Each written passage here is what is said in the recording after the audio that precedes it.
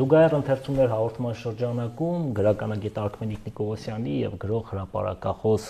Գևորգ Տեր-Գաբրելյանի շարունակում ենք զրուցել Հրանտ Մաթեոսյանի ստեղծագործության մեջ տերը գաղափարի հասկացության ժամանակի տերը լինել, երկրի տերը լինել, գործի տերը լինել, իրացման դժվարությունների, խութերի եւ հետաքրքրությունների մասին կրկին բարև ձեզ, այնտեղ կանգնեցինք, որ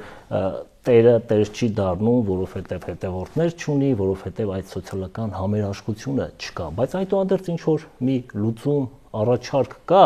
կամ իհարկե այս ամեն ինչը, այս հակասությունները հենց հնարավորություն են տալիս, որ մենք մտածենք այս հարցերի շուրջ, որոնք Հրանտը բարձրացնում է։ Համերաշխության բացակայության մասին էլի, կարծեմ դրա վրա կան գաղափար։ Համերաշխության բացակայությունը, տեսեք ինչ հետաքրքիր վիճակ է, այսինքն պրոլետարներ բոլոր երկրների միացեք։ Բոլշևիկյան իշխանությունը իշխանության եկավ համերաշխության լոզունգով։ Ինչպես բոլոր հեղափոխ։ Եվ ստեղծեց ճիշտ հակառակը։ Ստեղծեց մի հասարակություն, այո, որը ատոմիզացիայի ենթարկեց բոլորին, ներարկեց այն գուլագային ամենատխուր օրենքները, մերժ դու այսօր ես վաղը, հա, քեզ դեռ չեն տալիս մի թափահարիր եւ այլն։ Եվ բաժան արեց բոլոր մարդկանց։ Ու Հրանտ Մաթեոսյանը այդ դաժան հասարակությունը պատկերում է գործից գործ եւ քանի գնում ավելի դաժան, եթե տեսնենք տերը որպես կինովիպակ արդեն ողբերգական է, բանը Տաշկենտը էլ ավելի ողբերգական է։ Եվ անտիպներում հատկապես։ Իսկ անտիպները, այո, տախը արդեն մերելա լույսը լրիվ մութ է։ Նանա իշխանու կամուրջը։ Դա հին անտիպներից է, դա այդքան ողբերգական չի, բայց ամեն դեպքում, այսինքն մենք տեսնում ենք եւ ինչու տախը, որովհետեւ այնտեղ էլ ավելի լավ ցույց է տրված պատմական պատմությունը 20-30-ականներից ինչպես է եկել,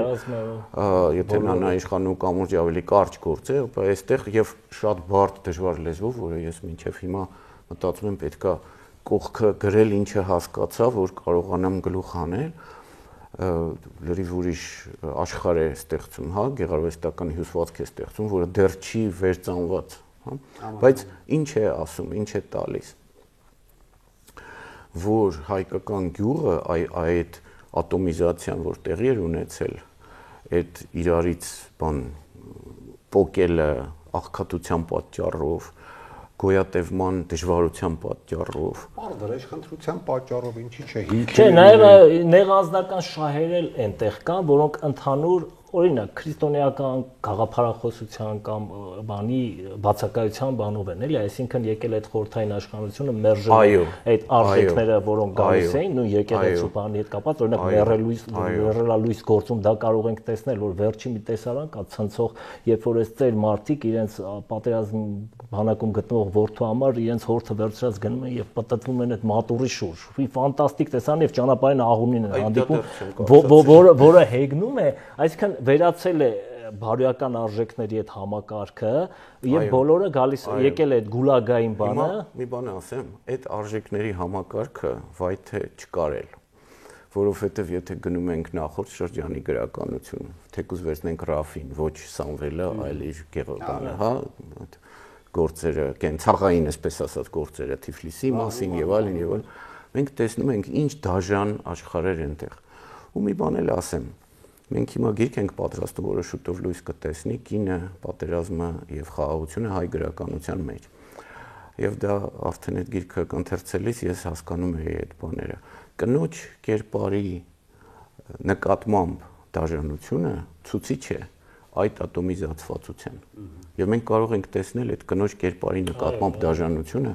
ամբողջ Հրանտ Մաթեոսյանի ստեղծագործության լույսում կա այնտեղ, այո։ Այդ չեմ կարդացել, բայց էլ աշնանարևը նշեցինք, էլ չեմ ասում, բայց վերցնենք հենց տախի մեջ արփիի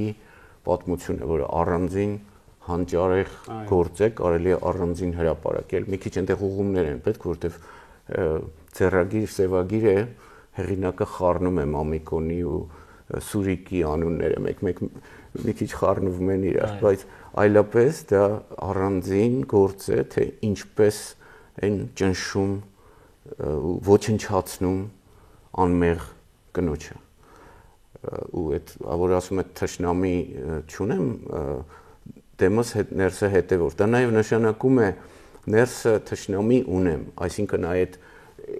մարդիկ իրանք իրար թշնամի են բոլորը իրանք թշնամի են Սուրիկը Մամիկոնին բայց թշնամի են նաև արփիի նկատմամբ երկուսն էլ դա դաժանության են ամենածայրահեղ դրսևորումներից մեկը հետո գնանք այն որտեղ սովորաբար դա չի նկատվում որտեղ իբրև թե օտարի մասին է խոսքը գնանք Խումհարի վերջի դրվագը որ այդ տղան գալիս է նախավերջի դրվագը ռուս տղան այդ գալիս է ու սկսում է իր Նադիային սիլել հերոսին հա արմենակին էլ է ուրեմն խփում մի երկու անգամ հետո Հադյան այդ պահին իրան էլ է հասնում հա ու այդ ծեծ կրտուքի տեսարանը ինքը արտառոց տեսարան է որ այն ժամանակվանից ինչ ես կարդացի առաջի անգամ իսկ դա հենց 78 թվին էր երբ գիրքը լույս տեսա հա ես 14 տարեկան էի այնպիսի բան է վրդովմունք է առաջացնում որովհետև նախ իրեն արմենակին ծեծում են եւ թույլ չեն տալիս որ նա բանը հա պատասխանի այսպես ասած աբորտ կֆր երկրորդը կնոջը ծեծում է Եվ շուրջը տղամարդիկ պարզապես նայում են, չեն ուզում խառնվել, շատ ուշ են փորձում խառնվել։ Ինչու, որովհետև ռուս են, հա գուցե դա էլ կա, այսինքն այդ մյուսները, չնայած Մաքսիմը չեմ հիշում ինչ ազգ էր, բայց Էլդարը եւ բանը Արմենակը, վրացի հայ, իրենցը չէ այդ պատմությունը։ Երկրորդը իրոք տղամարդ են եւ ուրիշների սիրային պատմության մեջ են ընկել, այսպես ասած պատահաբար։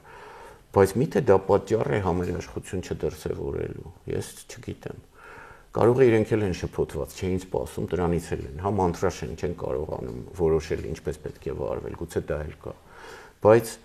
էլի մենք տեսնում ենք, ինչպես կնոջը պարզապես ջնջխում են նրա արժանապատվությունը ֆիզիկապես եւ այնքան վարպետորեն է դա արած, որ այդ բոլոր էմոցիաները զգալով դու զգում ես այդ գեղագիտության կատարսիսը ոչ թե այսպես զզվանքը, հա, որ ինչա կրում,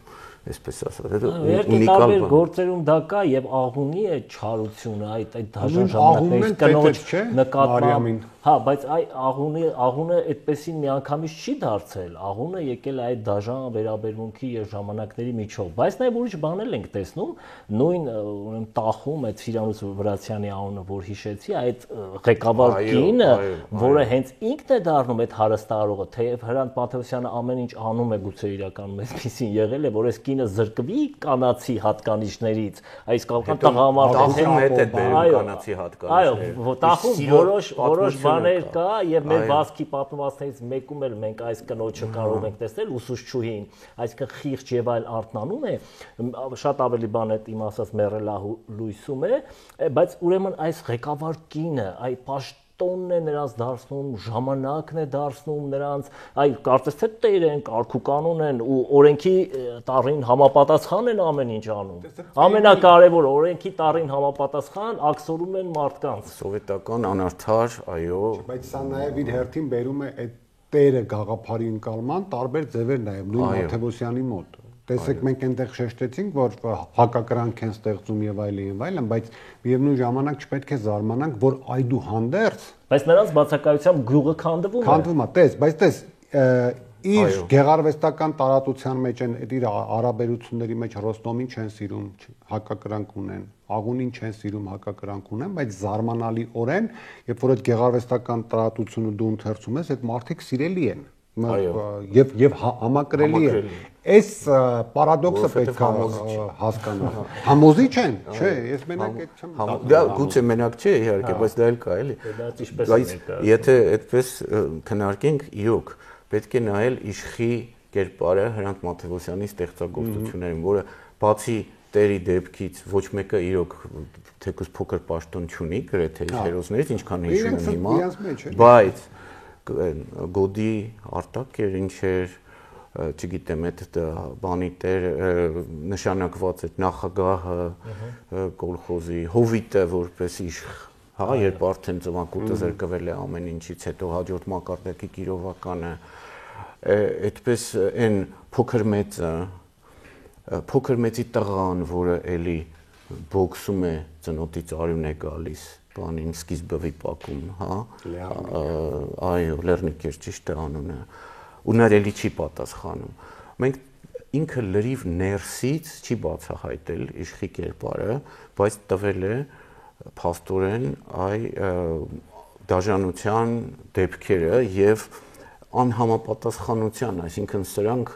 սուտ ու սխալ իշխեր են։ Իսկական իշխը չկա։ Տարբերակումը կա։ Ո՞վ է իսկական իշխը։ Այ մի դեպքում էլ ասում է երևի տախի մասին, ուզում եմ ստեղծել մի կերպար, որ հոգնաբեկ ջայեր ու իջեք ուսերից, այսինքն այդ ամուր խարիսխը Արքմենիկի ասած վեմը քարը, որի վրա գալու են հավաքվեն, այ խարիսխը։ Հա, որն այդ տերը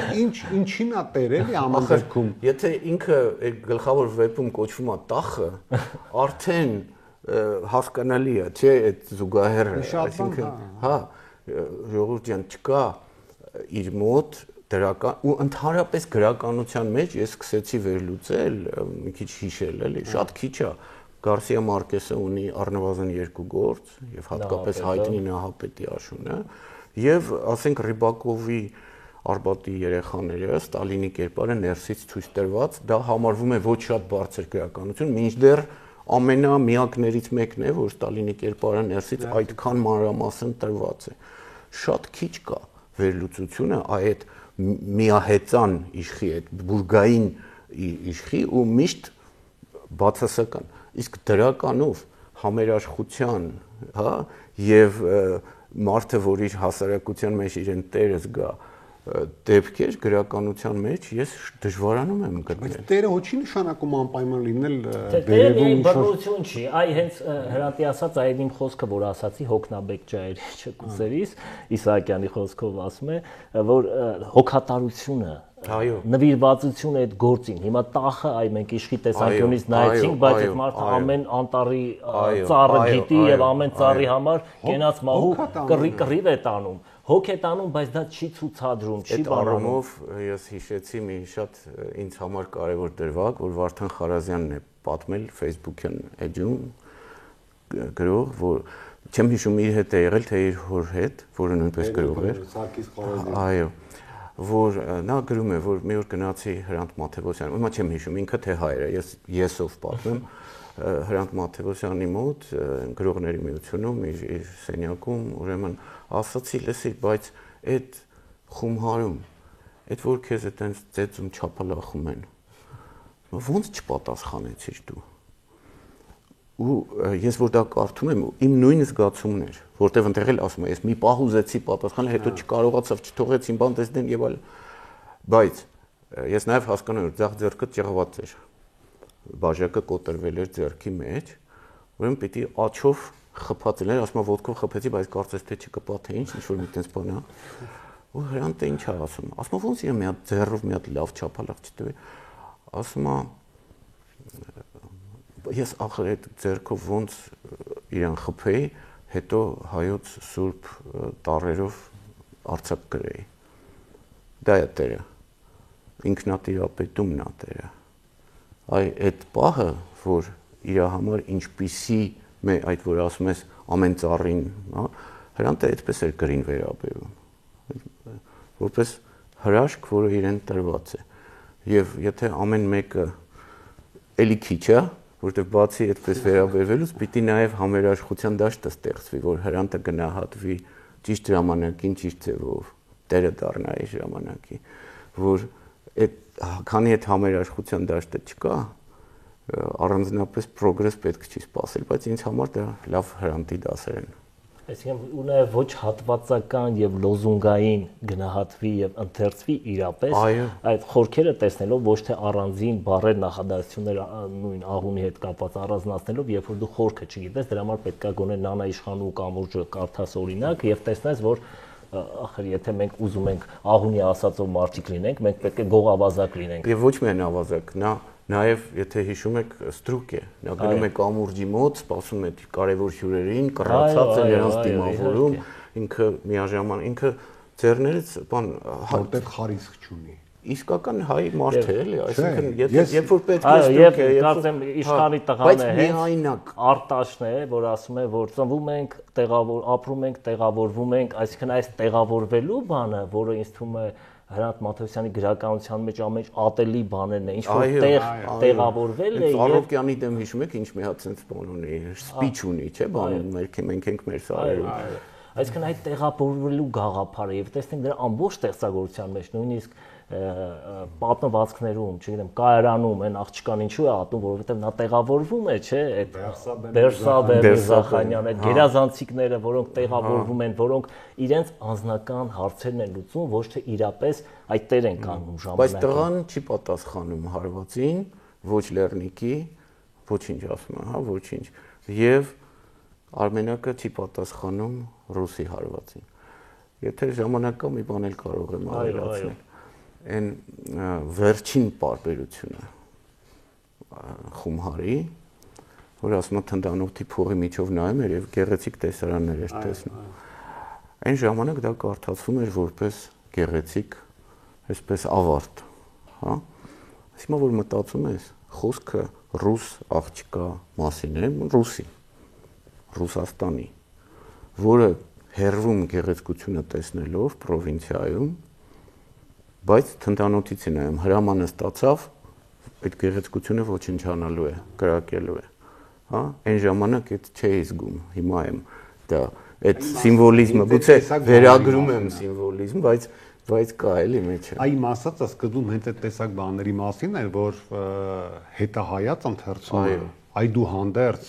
շատ բաներ փոխում է եւ ես ամեն դեպքում կուզեի, որ մենք նաեւ շատ կարեւոր նշանակություն տանք Հրանտի տեքստերին, որոնք հարցազրույցների, չգիտեմ, մոդվածների տեսքով 90-ականին հրատարակվել են։ Քննարկման, բայց էլի պիտի բան ազնիվ քննարկում լինի, եւ այս ասածները, եւ ասածները եւ Ամեն դեպքում իհարկե մենք սկսեցինք այդ հրապարակախոսական խոսքով, այդ հայտնի տողով եւ քանի որ ուղերձը կոնկրետ նպատակակետ ուներ, կոնկրետ ժամանակ, ինքը լոզունգային է իհարկե, գրականության մեջ տեսանք, որ իհարկե կերպարները շատ հակասական են, որոնք համադրելի են այս խոսքի հետ, բայց Հրանտի ասելիքը ամեն դեպքում ակնհայտ է, որ յուրաքանչյուրս պետք է լինենք մեր ժամանակի տերը, այսինքն մեր հայրենիքի տերը։ Եվ այդ խոսքը եթե մանրամասն կարդանք, առաջին բանը որ հայրենիքները մեկ անգամով չեն տրվում եւ անընդհատ նվաճելի են եւ յուրաքանչյուրս լինես դու զինվոր, լինես ձեր ասած իշխը, լինես զավակ ուղակի հոգատարությամբ, գոնե մեր գործը անելով պետք է այդ ժամանակի տերը դառնանք եւ համերաշխ լինենք։ Իհարկե, հետաքրքիր շատ շնորհակալություն շատ հետաքրքիր նրբությունների անդրադառնալու համար, հատկապես հասարակական համերաշխության, տիրոջ իշխանության այս հարաբերության հարցերում եւ հեռուստատողին էլ կարող ենք խորհուրդ տալ անպայման, եթե չի ընթերցել, ընթերցի Գևորգ Տեր-Գաբրիելյանի Հրանտը հրաշալի գիրքը եւ իհարկե շատ ընթերցի Հրանտ Մաթեոսյանը։